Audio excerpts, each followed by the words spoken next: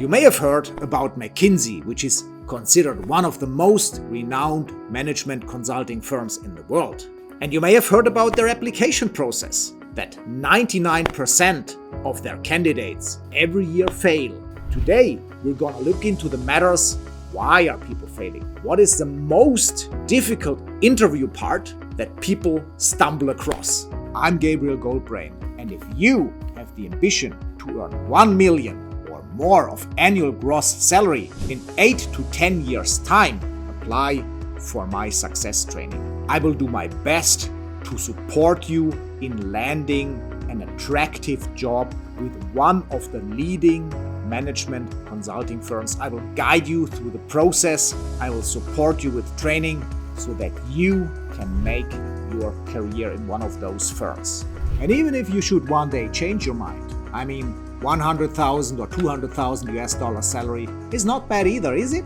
Let's get started with an overview of the 4 main types of interviews you will encounter during your application process with McKinsey. A general misconception is that you think you will get them in a pure form. It's usually the case that all these forms of interview, that they're kind of mixed in one interview held by an interviewer. It's just that the weight varies by interviewer and it varies by process stage. So if you're in the second round interviews, there will be more weight to some components, whereas in the first round, others will be more important. So what are the 4 types of interviews you will find in McKinsey? The first type is the business case interview. The second type you will find is the personal experience interview.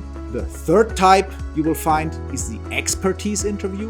And the fourth type, that is the HR interview. Let's talk about the HR interview first. The HR interview actually is no real interview. It happens when you send your application and the HR department thinks that your profile is interesting or may be interesting, so they will call you up. And in some cases, if there is nothing to worry about, if everything is clear, if they have all documents, they will just explain the further application process to you, maybe clarify a little bit here and there, maybe you did not specify an entry date, so they will ask you for that and get that straight, and then it's mostly done.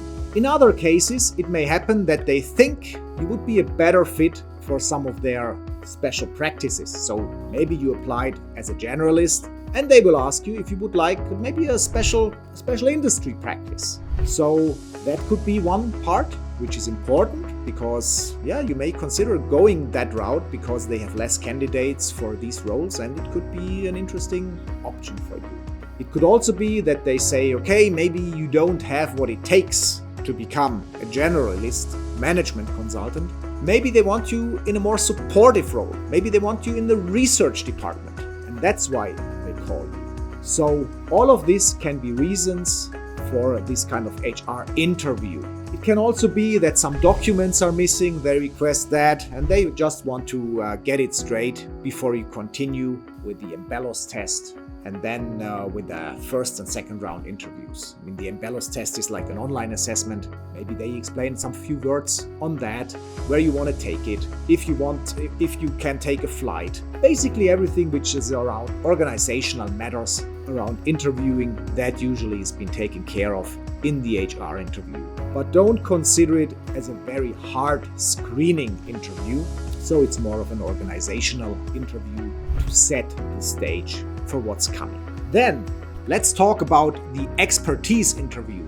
This is a kind of interview which will be wrapped in a recruiting day only if you apply for very specialist roles, which means if you apply for maybe Quantum Black, which is McKinsey's AI statistical methods division, then you will be for sure asked for your experience in that domain.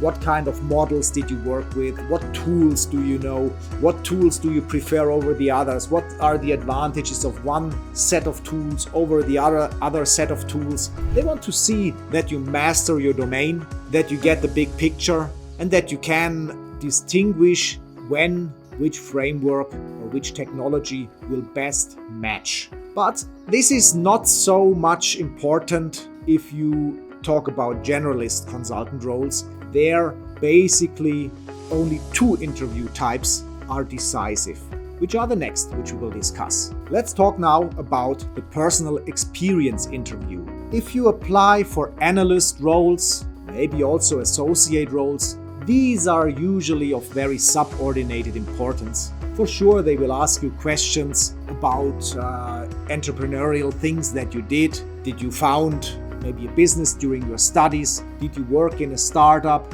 Did you create maybe a club, or did you lead somewhere? What problems did you encounter? Where did you show leadership skills? And so on. But I mean, what can you expect from an undergraduate person? What can you expect like from someone who has 2 years of working experience? For sure, you can expect more than from an analyst, but their experiences are usually rather limited. So the focus of these interviews for more junior roles, it's rather a short part. Maybe you cover 10 minutes, 15 minutes in an interview in the first round, but it's not that you would dedicate a whole interview to that. The personal experience interview becomes more important with senior roles. So if you're, for instance, let's say, if you're a partner from another consulting firm, they want to know which accounts you served. They want to know which revenue may take over. They want to know how you dealt with difficult situations. They want to know why you apply, what is the motivation behind your change to the new firm. And also another kind of people is people from the industry. They also want to know, are you a leader? Where did you make a difference? What important projects did you lead? Do you match McKinsey? And there it can well be that you do not only have one personal experience interview, but that you may have 2 personal experience interviews, and that the whole process is pretty much centered about your personal experience, your network, what you can do with the network, what you expect to bring to the firm or to a consulting company like McKinsey. And then you may find roles like senior associate, engagement manager role, where you have like half and a half. So you would say that he still needs some analytical skills, but they also need project management skills. And then they will ask you about critical situations which you had in similar roles, so that you're qualified for the role you're applying to. They just want to make sure that you have what it takes, and that you don't just talk, that you present it. Let's talk about the case interviews. These are the integral part of every first and second round interview junior applicants will face. So, what are these interviews about? With case interviews, consulting firms like McKinsey want to assess your analytical skills, your qualitative skills, your quantitative skills. They want to see how you think, how you reason, how you solve problems, how you approach problems, how you present solutions to problems, how you structure problems, how you work. And based on that, they typically decide how well you performed against your peers and if they give you an offer. So, this is also the part which most people think is the most difficult one. And it's true, because most people fail because of the case interviews. Not only, for sure, more in the junior roles, in the senior roles, it's more the personal fit and it's more the personal experience that people see, okay, this person applying here, he's not a leader. He's not gonna make a difference. That's more important in these roles. But in the junior roles, people typically fail because they mess up case interviews, because they did not prepare well enough. So, if you want to prepare professionally, visit www.gabrielgoldbrain.com and apply for my success training. Before I will give you today's video recommendations, I'll show you the summary slide of the 4 different interview types. You can download it from my website.